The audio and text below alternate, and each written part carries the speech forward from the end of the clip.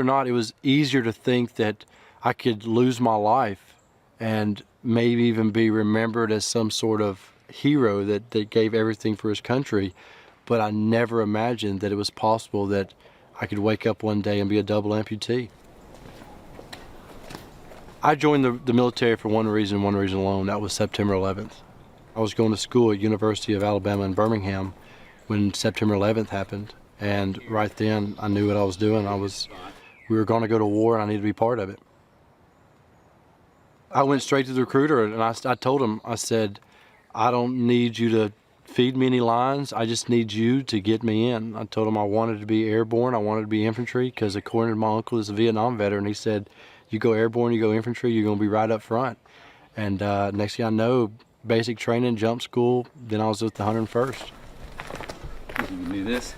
Today I was out here with Joe Ortega, who owns a rock climbing gym here in Birmingham, First Avenue Rocks. I've been working with Noah. We've been taking all of this specialized rock climbing equipment and sort of fine-tuning and tweaking things so that he can operate all of this equipment with one hand. It was really interesting to find out Joe's a veteran that was a medic in the Army, and his dad was in the 101st.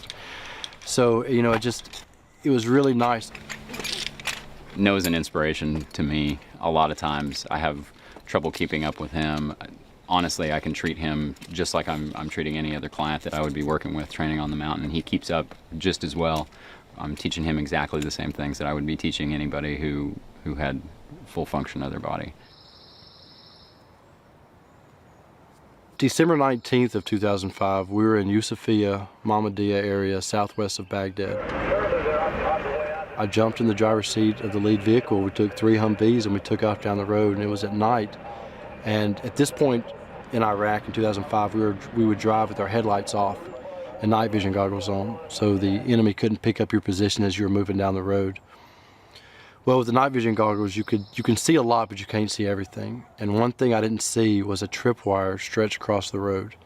And when my front tires hit it, it detonated a roadside bomb large enough that when it hit my door, it threw this 9,000-pound armored Humvee flying through the air, and it landed in a canal running adjacent to the water.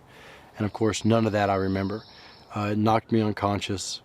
We landed wheels down, and water was up to my chest. I had a huge hole in my jaw, and he thought I was already dead.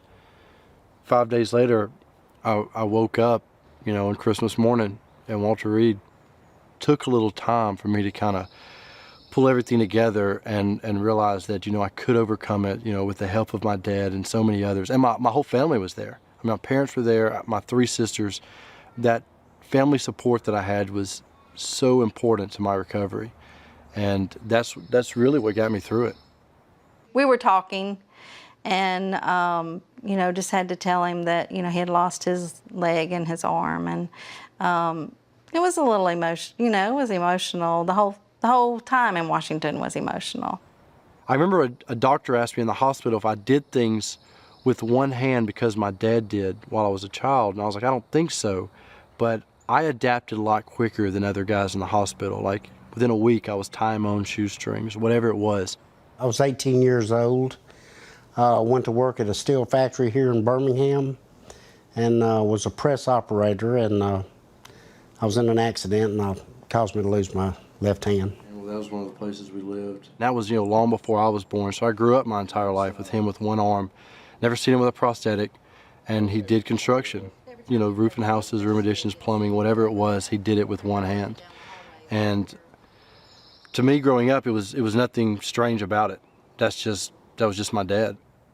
It's me, my wife Tracy. I have my oldest son Colston with my first marriage. He's 7, and then I have Jack, who's 4, and Ryan, who's 2. And you know, we have a good little family. And I look at my kids, and I'll see my kids do things with one hand because I do it with one hand. Their grandfather does it with one hand. Yesterday, you know, was out at Lakeshore Foundation, which is in Homewood, Alabama, and it's one of 7 Olympic Paralympic training sites in the nation, and they specialize with the Paralympics. Being a veteran, I have a free membership there to work out and use the facility. Since I've been injured, with the help of other athletes and then taking time on my own just to get in the gym and figure things out, I've kind of mastered ways to work out even my left side of my body with my injury. So I don't miss anything. I don't let any muscles go without being worked. So once you break that edge, you're no longer unstable.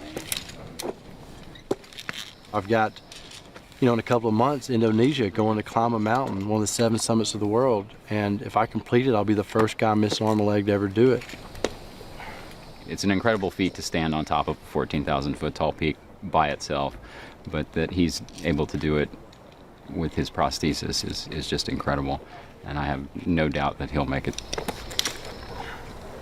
I would tell another injured veteran, you got to set out to prove everyone wrong.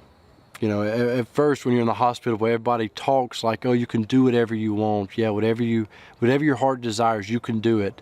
But not everyone believes it, because once you start doing it, you'll see the reactions of surprise and shock of people, and it's worth every bit of it. So everything you do, you have to take it one step further.